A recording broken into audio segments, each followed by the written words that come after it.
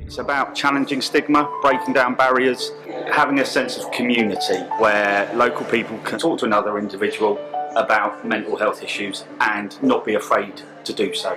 It's telling the community, it's telling the society, actually, we're open about this. You know, we want to talk about this, we want to help and support our community with all the difficulties that come with having a mental health problem. Trying to welcome people with mental health needs, trying to be alongside them, because actually we have mental health needs and issues ourselves, and we fool ourselves if we say we don't. It started literally with myself and Sue Ball, and what we did is we just sent invitations around inviting people to come along who were interested in a week about mental health awareness. We've had at least 450 volunteers who've given their time freely to run talks and workshops and creative experiences, or to try and break down stigma about mental health issues, to normalise it. We all know what to do if someone breaks their leg, if someone is hurting in their mind or heart. What do we do? How can we make a difference? Anything from depression and anxiety, borderline personality disorder or schizophrenia, it affects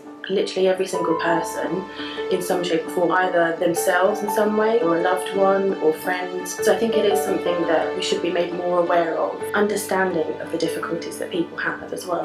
People assume that people who become psychotic are dangerous. This is the theme that is constantly picked up on in the media. I said, is it any surprise that the whole public are then fearful when we talk about psychosis? Understand more and learn some information as well, so that they maybe not feel so as isolated or feel that they're the only one this is happening to.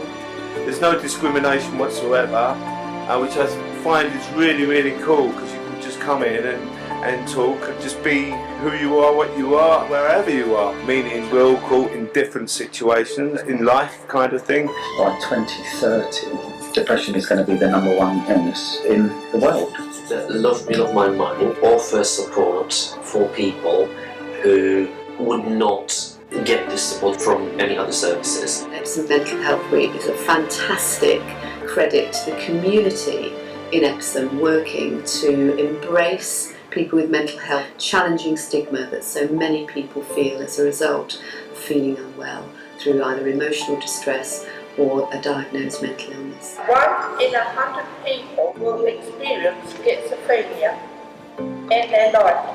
It's very important to kind of bring awareness to mental health problems, how much it affects so many different people, and also kind of the stigma around having a mental health problem, because I think that is quite a huge problem. I think it stops a lot of people from seeking the help they might need, talking to others about what's going on. With mental awareness, I think the hardest thing is that it's very much invisible. Love Me Love My Mind helped me, because actually I initially went to the drop-in, which was a Monday night. There was food there, there was pleasant people, very welcoming. If they weren't there at 4:30 in the evening till 7, for instance, when the services are closed, the only place you can go is Safe Haven and also A&E.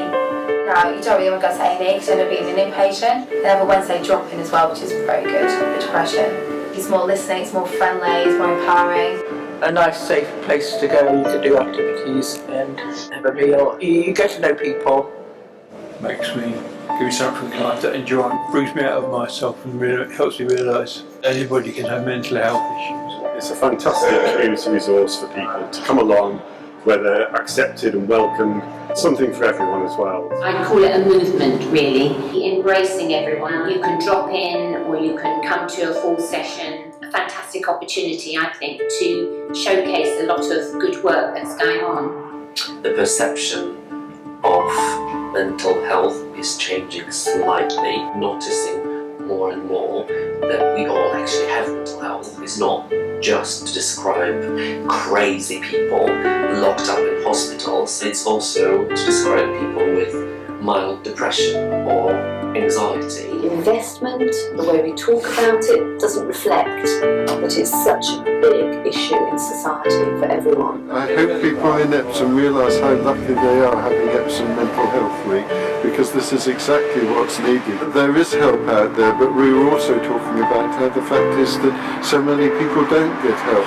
It's good to talk, and that's Love Me, Love My Mind. I think the title says it all. It's about not being too scared of things. So at NASCOT, we've got students who come in with a whole wide variety of mental health issues, body image issues, anxiety and stress. Some of them are carers for parents or siblings who are suffering from a whole variety of illnesses, diseases and disabilities. They're going through adolescence and they're finding themselves, finding their sexuality, their preferences, changing peer groups, changing school settings, to actually just stand back and say, you know what, it's all difficult, it's all stressful, but I can cope with this. We're working with Mental Health Week and raise awareness that this local charity is based here, and they can go to their meetings and also get support and talk to other people about their issues as well. We're having the graffiti wall, a project that's done by students, but it's also open to the public. Drawing, chilling and letting yourself be creative is proven to relieve stress. Depression, I think that's a really key one that lots of people don't like to admit to. When you do admit to it, people are often discarded. They don't know how to cry out for help. There are a lot of stereotypes, and so a lot of people don't want to admit to mental health issues because of those stereotypes. It's very hard to acknowledge that you're not alone, but you're not, and an event like this are very key to point out to people that a lot of people are around you and supportive of you and loving of you.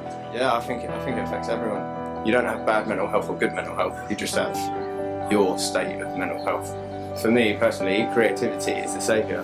Creativity is the medicine, but I don't think medication should be the way forward, but you know, I'm not a doctor. I always describe depression or mental health and stuff as invisible, because the whole time the doctors are saying, I'm not mental, like you always do, but you have to understand sometimes you need to take advice.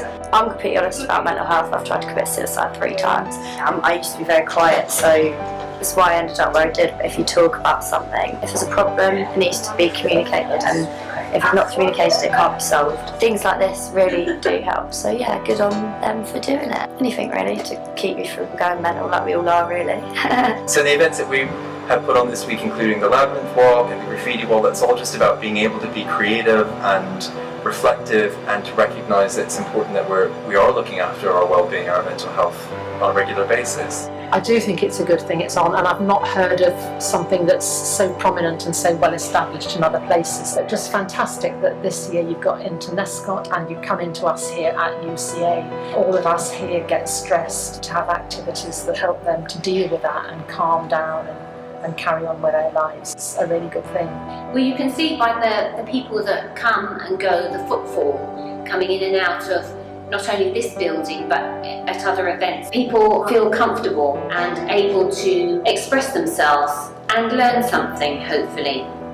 30 years ago, I had a massive nervous breakdown and physical injuries, and I've made an astounding recovery. It's left me with a tremendous love of people who aren't as fortunate as me. It's just a wonderful opportunity to get to meet people and to talk openly about mental health. Sue and Alan and a lot of other people down Lovely Mine have helped me along the road to recovery and give me some good advice, and also the Speak Up group on Wednesdays has been a massive support. I picked up some good ideas and that right, and learned to live my life as it should be led without the bad things in my life. If we can help one individual in mental distress feel a bit of relief, or give them a safe place to come and talk about their illness, then we've kind of achieved what we were planning on doing. So congratulations to Love Me, Love My Mind.